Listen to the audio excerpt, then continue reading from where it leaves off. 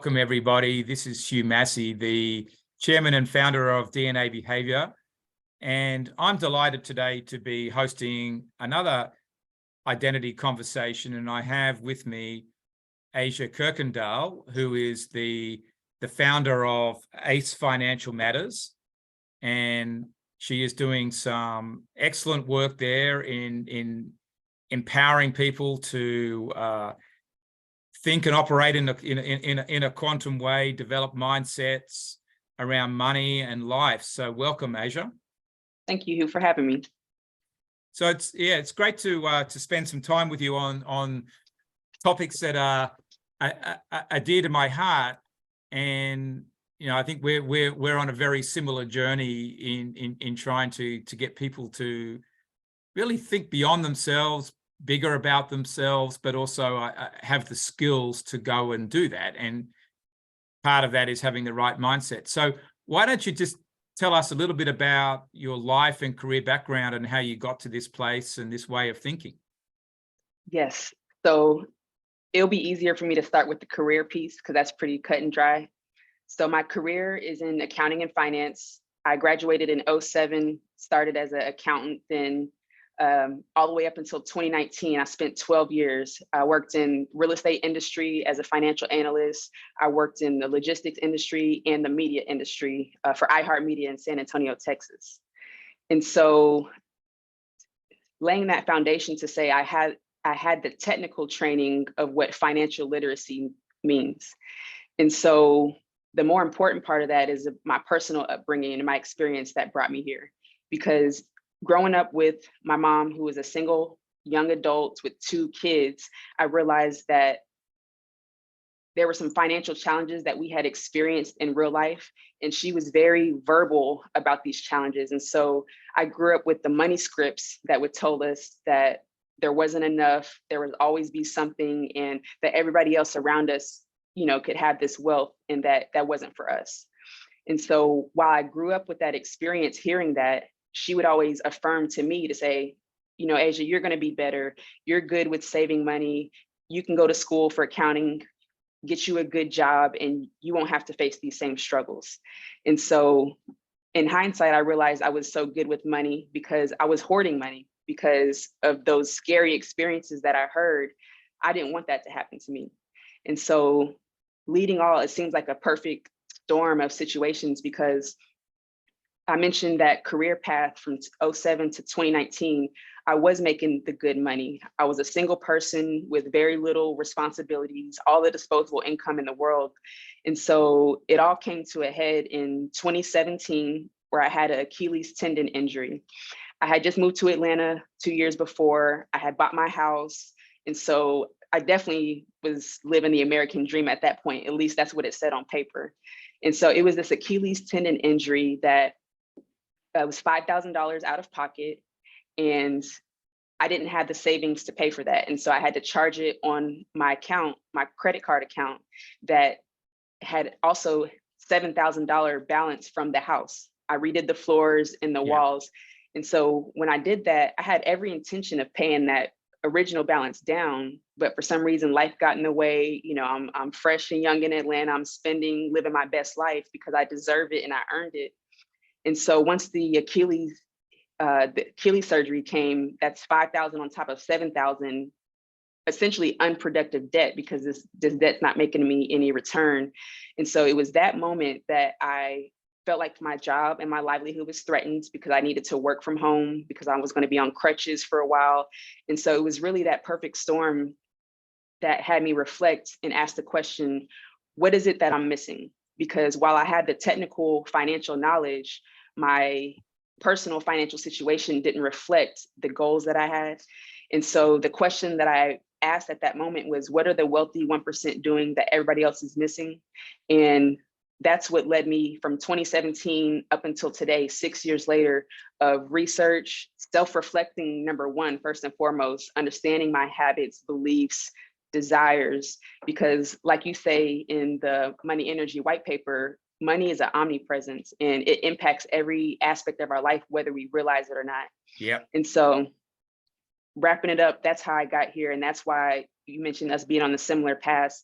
paths is because realizing the success that I feel now, having this new information, this new confidence about my personal financial situation, it's not because I'm making more money or I have the best investments. It's just because I'm confident and I'm clear about who I am, what drives me, and what my goals are.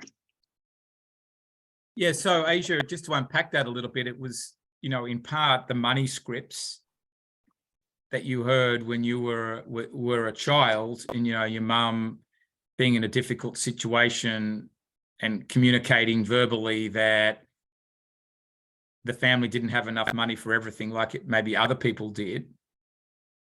But your mum also reinforcing to you, she could see your talent, if you want to call it that, or approach early on, that you were likely to be a saver and you were intelligent enough to go to college and do accountancy. So she encouraged that, which you pursued, I suppose. Yes, you saved money, and you went and bought a house when you came to Atlanta, but then you got yourself in a little bit of a corner, spending some money on the credit card to renovate the house, which is not, that's not the worst thing in the world. And then you had a life event that you didn't expect to have, with your Achilles heel. Mm-hmm. And I suppose that became a scary moment again, where you saw debt taking you out of control, potentially. And, what do I do with that? Yeah. Have I understood that part? Oh yeah, you're spot on. You're spot on. And just emphasizing the reinforcement from my mom, because I don't know why I chose accounting when I went to undergrad or finance when I went back for my master's. But in hindsight, it's the security that these good jobs would bring, in her saying that I was good with money. I never thought about anything else to do. And also the reinforcement that being a first generation college attendee, that's something that I always heard too from my parents. Like, no matter what, you're going to school, you're going to school, you're going to school. And so that's just the path that I was led into. And I appreciate that experience, but also I like to caveat that I'll say this. I usually don't mention that I went to school for accounting and finance. And it's because in school, I don't mention it in the conversation about helping other people with money, because that's not where I learned what I learned about personal finance. In accounting, they teach you about how to track what already happens, how to match up these go in this accounts. In finance, they teach you how to project forward, but it's all about business. It's business finance.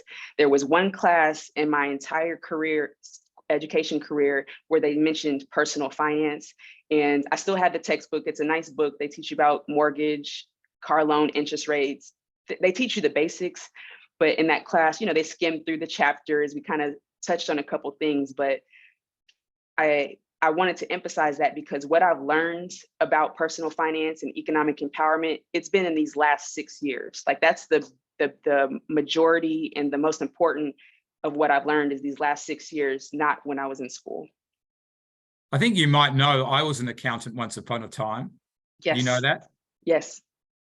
And I think you very much are taught about money. And I think it's, it's very good training. You are taught about money, but really when I look back on it, you taught about money as a currency, how to make the books add up, what's coming in, what's going out, taxation.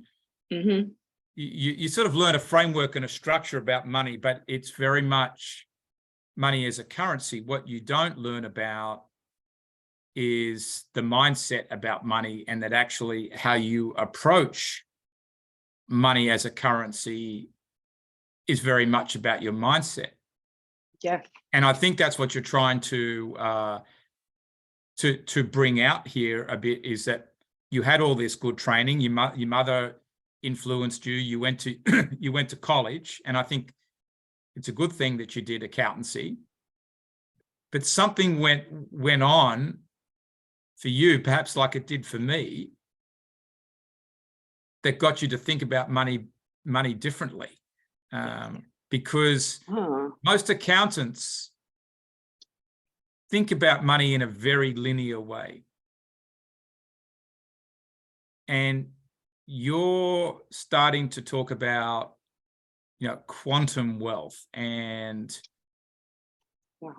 money in that way. And I think that's a very different conversation. Yeah. And so, was it just the event that happened in, 6 years ago? No. When you had the Achilles heel problem, you racked up $12,000 of credit card debt that suddenly got you to think about money differently? No, I can tell you exactly when it was. And Yeah, because I think this is the bit that's interesting for people to understand. okay, because in giving credit where it's due, his name is Rob Wilson. And so I'm gonna paint this story for you because the timing of the injury, I could not have written this as a better movie script.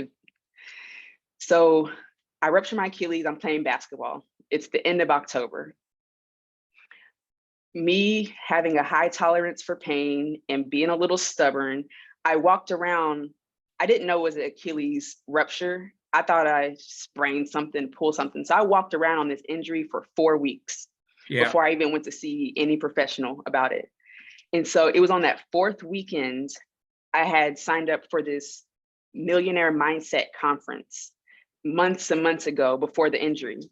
And so it was in Atlantic Station, as you know, familiar with the area. There was a lot of walking around. And so, I'm back and forth to work. I can limp around, but it was this 4th weekend. It's a 3-day conference. I'm limping back and forth around Atlantic Station, but I needed to get to this event because it's important to me. It's a part of my work. And so I get there on the first Friday to register. I'm at the end of the day. It's 3 days, but I didn't get there till Friday at the end. And so I had to sit in the back. And so I sit down and I sit right next to who I know now as Rob Wilson. Yeah. And he wrote this book called WIN. It's an acronym for Wealth Increasing Now. And he introduced me to this idea of the wealth mentality. And so his definition of the wealth mentality is, number one, being proactive with your money versus the poverty mentality that is reactive with money. Yeah. The wealth mentality understands that every single dollar can start the process of building wealth no matter where you're starting from, versus a poverty mentality that believes, oh, I need to make more money before I can start building wealth. I don't make enough. And so he was my first mentor in this space. And so for me, I believe that was the moment that I initially started thinking differently about money. Like you're saying, it's not just about balancing the books and how much came in, how much went out. It's really like, okay, this idea of wealth, while yes, you might be able to define that as a number in the bank account or a number in your brokerage investments, it's really a state of being and how you treat and deal with your money. And so I know that was the first time that I even thought about a wealth mentality outside of the numbers. Yeah, I think that's very interesting to say that, that wealth is about your state of being, or it is a state of being, but it's also, I think, tied to that, then it's got to be about your state of being. Yeah.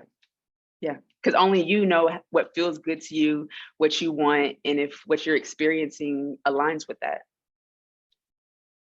So how do you put that in terms of your relationship to money? How do you define your relationship to money with that framework? Yeah, okay. So defining my relationship. So I'll give one example. When I realized that, so one thing is not always pinching pennies. Yeah. Feeling like I can have whatever I want. I don't have to take my bank account. Can I buy this or not?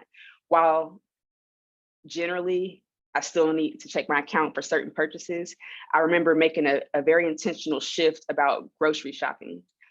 So like if I wanted the brand name or a certain brand product, let's say the sliced bread, just for simplicity, I remember deciding when I go to the grocery store, I'm not going to look at prices anymore. I'm going to buy what I want, because for me, the incremental savings of 20 cents from this loaf of bread, from that one, I want to feel the feeling of wealth where it's like, I can get whatever packet of bread I want. I don't have to look at the price. And I remember making that shift at some point during this 6-year process to say, if I want to feel wealthy now while I'm working to build up the currency version of wealth, I know I can build in these certain experiences. And so that's one example of how I treat my relationship with money in terms of wealth being a state of being or a mindset. So money, part of that is, Asia, money is to enable experiences. Oh, yes. I think that's important, that it's about you having the feeling of being wealthy, not necessarily being wealthy, because I think wealth is to some degree what you feel it is. Yes. Right? So that's the state of being. Yes. I think the other part that I find interesting in this, because somebody said it to me recently, is it's not worrying about whether I've got money or not got money. I think sometimes people, even who have a lot of money, have a fear of not having it or losing it. Yes. And that cripples them. So somewhere that if you're comfortable with your being, then you can be comfortable with money. Yeah, you're exactly right. And I think that's what you're trying to say. That's exactly what I'm saying. And going back to Rob's definition of the wealth mentality, it doesn't matter how much you're making, similar to the stat that we know about the number of Americans living paycheck to paycheck. Even if you're making 6 figures, still significant amount of those people are living paycheck to paycheck. When we think about the entertainers, the people who are making millions or whatever, we can see those case studies about the people who go broke over time. It's because it's not about how much you make. It's about your relationship with it, it's about how you treat it, number one, but ultimately how you treat it comes from your relationship and how you feel about it. So your relationship with money is about your relationship with yourself. Yes. Yes. Okay, and so digging into that, you mentioned it being about the experience for me. When you said that, the first thing I thought about is one of my favorite things to do is go to live music festivals and concerts. And for me, that's something that I will prioritize in my budget. While the dollar amount may not make sense for other people, for me, that experience is worth it. Same thing with like family vacations and spending time with my family. Those are things that are important to me. So generally speaking, I believe I am an experience type of person where that is what's most important to me. Yeah. So part of your relationship to money would be having life experiences. Absolutely. Yes, sir. So how do you connect this to the quantum wealth theory? Because I know that's part of the work that you've been doing. Yes. Yes, yes. And this is a whole interesting area, again, because you've transitioned from being an accountant. I think, I would put you in the same bucket as me. We're reformed accountants. Yes, reformed. But just tell us a little bit about the quantum wealth theory and what that means and how you think about money in that context. Absolutely. So with the quantum wealth theory, similar to what we just talked about, I know what's important to me. I know time with my family, being able to do what I want when I want, that's what's important to me. And so I feel like because society, we hear so much about the American dream, and we hear so much about what success is supposed to look like and feel like, that if people don't take the time to block out all the external influences about what success means and really determine what success means to them, then we find ourselves chasing the wrong goals. Not everybody wants a house with a picket fence. Not everybody wants to go on family vacations. Not everybody wants certain things. And so with the quantum wealth, starting number one is, I call it the North Star vision. It's first identifying what a wealthy lifestyle looks like for you. And that North Star vision is 5 years into the future. If money was no object, what would your ideal day-to-day, month-to-month lifestyle look like? If you can paint this vision clearly enough, the kind of car you drive, where you live, how you spend your time, then from there, you can put some financial goals together. And now you're not reaching for financial goals for the sake of a certain number in your bank account or Yeah. these certain metrics that somebody else put. You're actually working towards something that matters to you. And so the first thing that does is give you a reason to, let's say, delay gratification or actually prioritize future needs over current needs. Because I feel like that's, at least for me, that's what I realized when I was spending all my money and not saving or planning. It's because I didn't have something in the future that was more important than what I wanted to do at that time.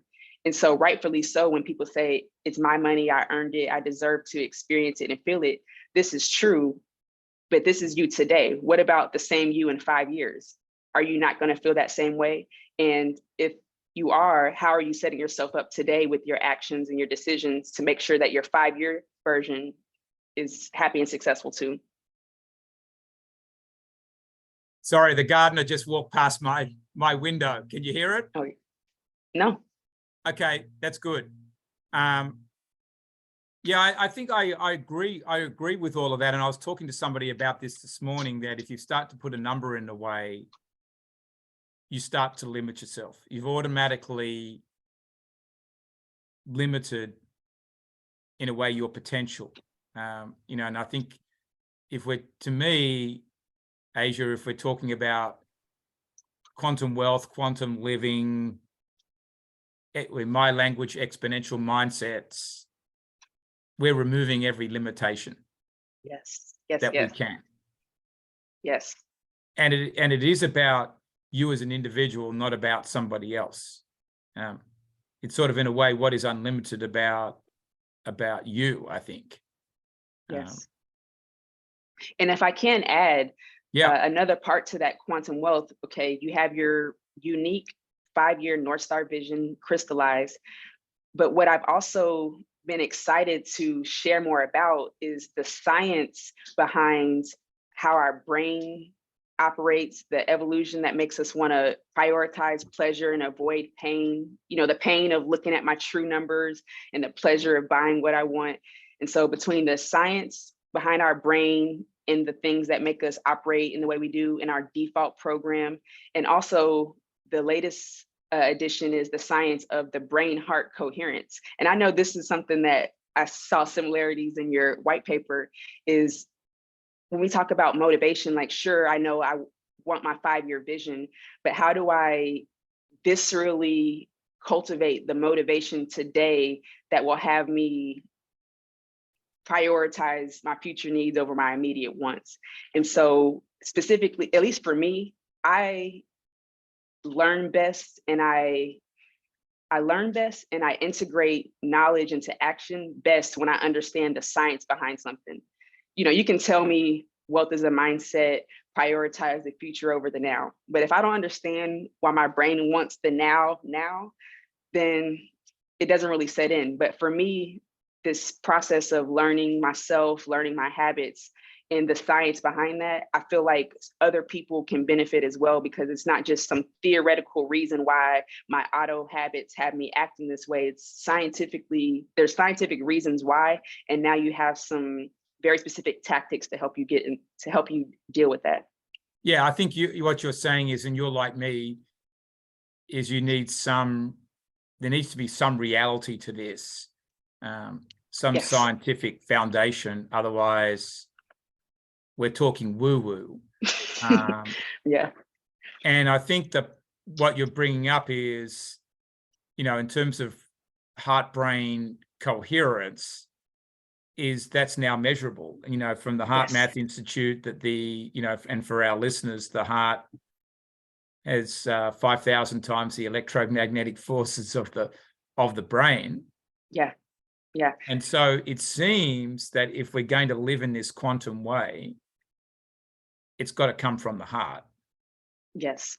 And that's where the North Star vision comes in. Because if you've painted this picture, this is what your heart desires. If you can bring in that feeling today and get that heart to feel what you want, and then you can get your brain to be in alignment and to do the actions that need to do to align with that. But it's the heart. So you're like me, you've done a lot of work on this, and it's a interesting transition from an accountant that's very much in their head Yeah. Ah, to get into the heart and to understand really the unlimited potential that we all have comes from there. Because I think it's easy, my sort of middle ground or transition to this has been, to talk about talents and, behaviors that can be measured, but to go to now to the next level is, it's quite amazing. But I think the fact is it's measurable, makes it believable, and takes away the invisibility of it. yes. And there are, quantum physics is a lot more real today, even though Einstein was onto it, 100 years ago. Yes. We've got quantum software now. We've got metaphysics. It's all here for us to play with, and we've got to embrace it. Yes, sir. And if we want to take humanity forward, I think we definitely got to do that. So why don't, in terms of, this was unpacking your identity a little bit more, Asia, from doing your DNA discovery, which you've done. And like me, you're an initiator. We're a little bit different because no one's the same. But for our listeners, initiators are very driven, entrepreneurial type people, visionaries, wanting to push forward, reset boundaries. I think that's something that initiators like doing, pioneering. But you're very creative. I think that's the dominant part that I see in there. But how do you see your DNA style in leading this movement to quantum wealth theory and people living in a quantum way? Yeah. So I just wrote down resetting boundaries, because when I reviewed my DNA profile for the initiator before this call, the pieces that I pulled out was favoring logic over feelings. And the note I made was that could be a good or a bad thing. And that goes back to our conversation about the heart, because if you're all logical, then logically, what we've been hearing, like we said, that American dream, logically that would tell somebody they're successful, but the feeling may not be there. And so in terms of the creative aspect of the initiator, I feel like, well, pause there. Back to the feelings, I feel like that's what allows me to connect with people, because I do have the logic and the feeling experience. And so I can provide them some logical insight, some logical guidance, what I experience, but I also likely know how they feel and can navigate those conversations, because like we talk about, money can be an uncomfortable, taboo topic. And sometimes people aren't always comfortable sharing about what's truly going on, or even being open and vulnerable enough to start that discovery process about what they truly want outside of what society says they should want. And so for me, my initiator identity, talking about favoring logic over feelings, I feel like being able to balance the two, especially when working with clients, to be able to provide some of the logic, but also consider their feelings in that conversation. I feel like I do a pretty good job of navigating the different conversation with different people, because just like everybody's North Star vision is unique, every conversation is going to be unique depending on, what some of their obstacles are, how sensitive they may be to the topic, et cetera. Yeah, and I think I want to make clear for you, but also for our listeners, that people like you and me who are initiators and are, tendency to be logical and rational, it doesn't mean we don't have feelings. Say it for the people in the back, Hugh. we may not always show them. Yeah. Right? Yeah. And we might, communicate in more direct terms and in numbers at times, but it doesn't mean we don't have feelings. Yes. Or can touch the feelings. But I think also the fact that, groups like the Heart Math Institute have been able to do this research. Yeah. And it does make it easier for someone that's logical to connect to their feelings and to know this aspect's really true, particularly the heart aspect. It's a little ironic, right? That we go deeper into the logic to connect to the feelings. If you're saying the research at the Heart Math Institute is what allows us to connect to those feelings. But I think to survive in the world, there's got to be some heart, and there's got to be some, some logic has got to be there. It can't all be one. Yes. But we can, release into the heart far more than we may ever have, and that's what we've got to get more people to do. But with your creativity talent, how are you going to bring this to the world? Because I think this is part of your identity as well in standing out there. That in your sense of being, like I tell everybody when we do these identity conversations, you're a human being, not a human doing. Yeah. So how's your being going to come out in this quantum wealth world? Okay, so thank you for bringing it back to the creative, what you called a talent, because, man, okay, so being a reformed accountant, I remember there was a time where I would be looking at the black and white Excel spreadsheets, and I was known to be the one to color code. I remembered at that time, like, this is the most creative outlet that I have. If nothing else, I'm gonna get some creativity in these Excel documents. So I remember in that time realizing that I didn't have a true creative outlet. Growing up, my main outlet was basketball. I feel like it's creative, what I do out there, but it's been a very intentional theme for me to cultivate my own creative outlets, whatever that looks like. And so specifically talking about the quantum wealth theory and bringing this body of work to other people for them to benefit from, that has been a creative process on its own. Yeah. And right now, the reason why it's designed as it is, I'm not sure, I gave Leon a couple copies. I was hoping one would reach you, but I designed it as a infographic workbook because I wanted it to have the images for people to work through, reflect, answer as they're working through the material.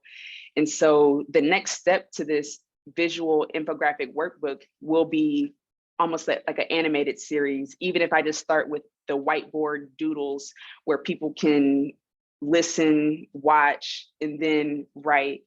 And so that's the first step of how I plan to creatively present this.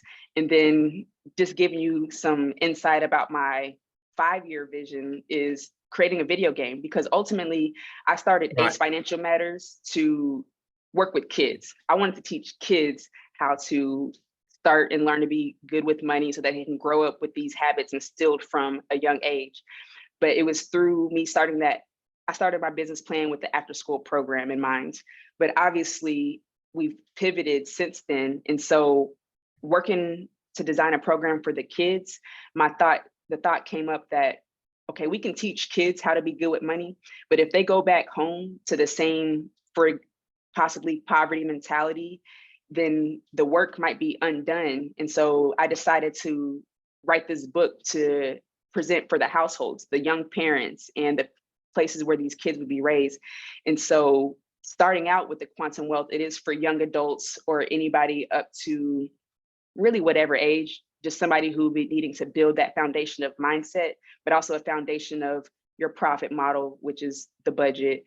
So the technical foundation, the mindset foundation. But in terms of my creativity, I'm super looking forward to wrapping up this first iteration of the quantum wealth theory product, because that video game is what I'm really looking forward to. So if we take the quantum wealth and the quantum wealth products that you're building, they're key for humanity, they're key for your life growth. How do you put that across in terms of your identity? You can see from, for example, I'm a money energy pioneer. getting people more conscious of the energy of money is a big part of, what I do. And I think that, we're on parallel tracks here. Yeah. But how do you want people to remember Asia Kuykendall? Man.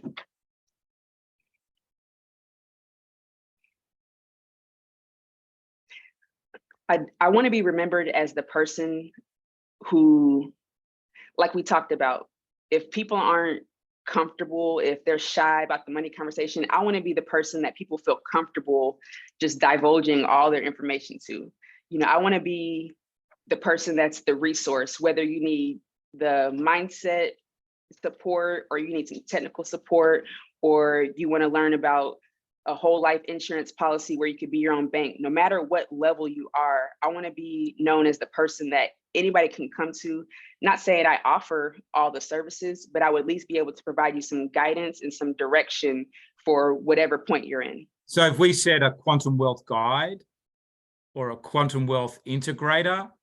Okay, I see where you're going. Quantum wealth teacher, because I think there's something in there. Do you feel like you're a teacher? A guide is sort of like I've used that term for mentoring. Yeah, you use the word coach, and with my basketball background, I like coach. So quantum wealth coach. Yeah. So there we go. You heard it here first. Quantum wealth is very memorable, and you're a coach, you're a guide, you're a teacher. But people have got to go out there and do it for, at the end of the day, they've got to go and do it for themselves. Yes. You can help them lay out the pathway, but based on who they are, they've got to go out and work on it themselves. Yes.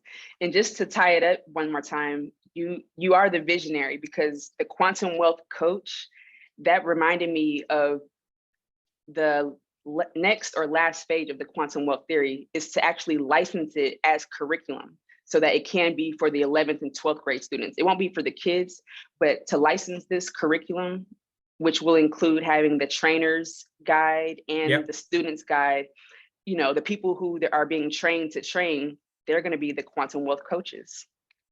There we go. So I think you're the master quantum wealth coach. Yes. So Asia, just as we wrap up here, and you're the quantum wealth coach now, what guidance do you have for our listeners? Any other quick insight, book they should read, something they should go and do as a wrap-up point? What would you say? Yes. So the first thing, the book, The Psychology of Money, that was one of my favorite ones I read recently. It came out in 2020, so it's kind of fresh, but I really enjoyed that one because they walked through some of the historical points in time that helped our society to develop these mindsets that we have. Very specifically, the whole keeping up with the Joneses. He tied it back to World War II, and those guys were coming home and everybody had access to credit, or regular people had access to credit like no time before. And so if Betty down the street had the electric lawnmower, then, Miss Judy also wanted the electric lawnmower. Whether they could afford it or not didn't matter. She could put it on credit. And so when they say keep it, I guess one of them should have been named Jones, but keeping up with the Joneses in the book Psychology of Money is what I'll say is helpful. All right, everybody should go and get it. That book, The Psychology of Money, and I think that was written by Morgan Housel. Is that right? Exactly. Yeah. Yes, sir. And I know a lot of people love that book. So well done. Thank you, Asia. Thank you, Hugh. Great spending time with you. And here's to quantum wealth. Here's the quantum wealth.